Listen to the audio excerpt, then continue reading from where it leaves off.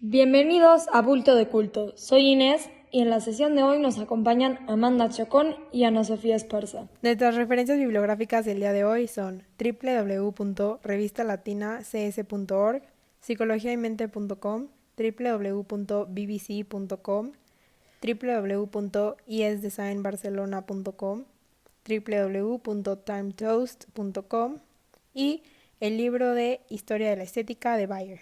El día de hoy les traemos un tema súper solicitado, la historia de la creatividad. ¿Y cómo podemos hablar sobre la historia de un tema sin conocer la definición? ¿Qué es la creatividad, Ana Sof? Pues el término creatividad es un poco difícil de definir, pero etimológicamente hablando, el término proviene del vocablo latino creare, es decir, crear o hacer algo nuevo. Hay que aclarar que para que los humanos podamos crear cosas nuevas necesitamos de realidades ya existentes. En definitiva, Ana Sof, lo que calificamos como creativos son formas o cosas nuevas que toman un concepto de algo ya existente para darle un nuevo uso. El ser humano crea cosas distintas a las que les proceden, y la creatividad es su capacidad de generar soluciones a situaciones o problemas que se le presentan a través de la historia, asegurando su comodidad y supervivencia. Y aunque de un principio no se le llamaba creatividad como tal, el hombre comenzó a ser creativo desde el momento en que se le presentó un problema y adaptó una idea o un objeto para solucionarlo. Exacto, gracias a museos podemos ver cómo desde el principio de la historia el humano toma algo ya existente como una rama o una roca y le da un nuevo uso como una arma o una herramienta.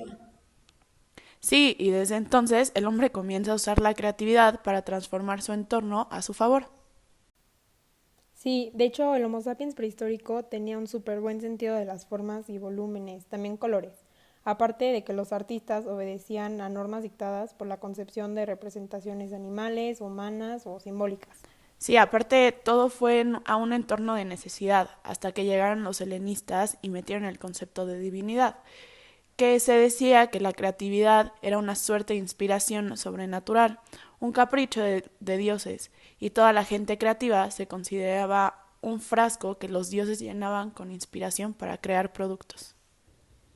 Exacto, y más adelante veremos que mientras pasan los años esta idea de la divinidad se va perdiendo. Sin embargo, los griegos decían que los hombres no podían crear, pero las musas eran quienes les daban las ideas. Y al llegar al Renacimiento, regresa a lo clásico y crece el interés por estudiar la mente del individuo creativo. Además de que existe un debate entre nature versus nature, lo biológico o la crianza, y comienzan los estudios. Sí, y justo es por esto que es aquí cuando se rompen reglas y poco a poco se comienza a aceptar el talento creador dentro de la sociedad, muchas veces equiparándose con científicos e intelectuales. Sí, por lo mismo la época del Renacimiento es la época de revoluciones intelectuales, ya que el hombre comienza a innovar ideas, impulsar el pensamiento y pues a cuestionarse. Sí, oigan, una duda. ¿En el Renacimiento ya existía el término de la creatividad? No, Anasov, pero fíjate que en esta época se intenta encontrar una palabra para este tipo de creación y expresión, y aquí surge el término excogitato, que significa inventar. La verdad está muy complicado.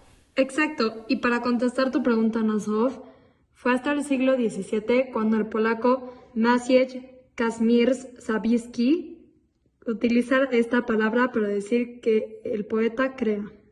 Sí, y aquí es importante aclarar que hasta este punto se creía que aquel que tenía talento en las áreas artísticas, como la literatura, el arte, la escultura y la arquitectura, entre otras, era creativo, ya que no fue hasta en 1767 que William Dove separa talento de creatividad, analizando las cualidades de esta, sosteniendo que el talento no se acompaña de innovación, mientras que la creatividad sí.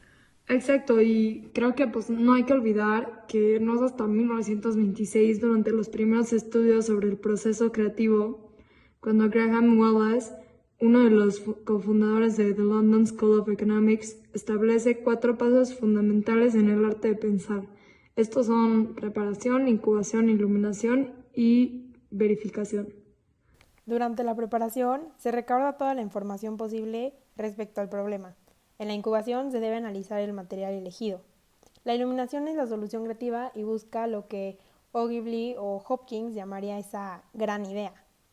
Y finalmente está la verificación, que es la solución creativa ya matizada y concreta.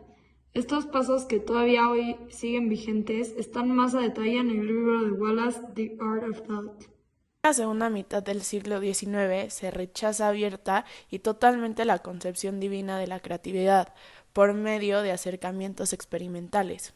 Aparte, algo que influyó bastante fue el hecho de que en ese momento la psicología iniciaba su ruptura de la filosofía para convertirse en una ciencia experimental. Esto incrementó un esfuerzo en el estudio del comportamiento humano. Y en 1950, Joy Paul Guilford publicó el modelo de creatividad que más se usa. Guilford fue el primero en clasificar la creatividad como una característica independiente de la inteligencia, y según él, la fluidez, la flexibilidad y la originalidad de las ideas, junto con la capacidad de elaborar sobre ellas, constituyen las características de los individuos creadores. Un año después, la creatividad promueve gran interés por su relación con la innovación y la competitividad, y además se vuelve un factor importante en el estudio de la psicología diferencial y de la psicología cognitiva. Sí, hasta este punto sabemos que la creatividad es crear algo, pero ¿qué pasa cuando todo lo que puede ser creado ya ha sido creado? Con la revolución tecnológica hay un cambio drástico y el ser humano tiene una crisis en la que se le complica mucho crear algo nuevo. Es aquí cuando se aclara el concepto de la creatividad. Como vemos en The Creative Brain, un documental del 2019, la creatividad ya no implica crear algo completamente nuevo o nunca antes visto, sino que tomar algo ya existente y adaptarlo o redefinirlo. La creatividad va de la mano de la innovación y esta se separa en 4. La creatividad se empieza a volver un proceso de adaptación en la época en la que se vive. Uno empieza a pensar que no es creativo justo por ese pensamiento de que la mayoría de las cosas ya se crearon. Sin embargo, ese no es el punto de la creatividad.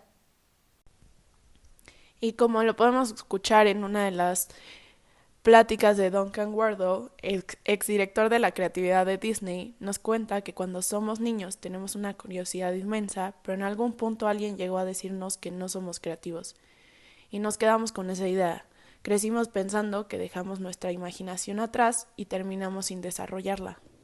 Y por lo general, lo que alguna vez nos dijeron, decidimos que esto era lo que íbamos a creer, pero simplemente es como un switch de encender y apagar.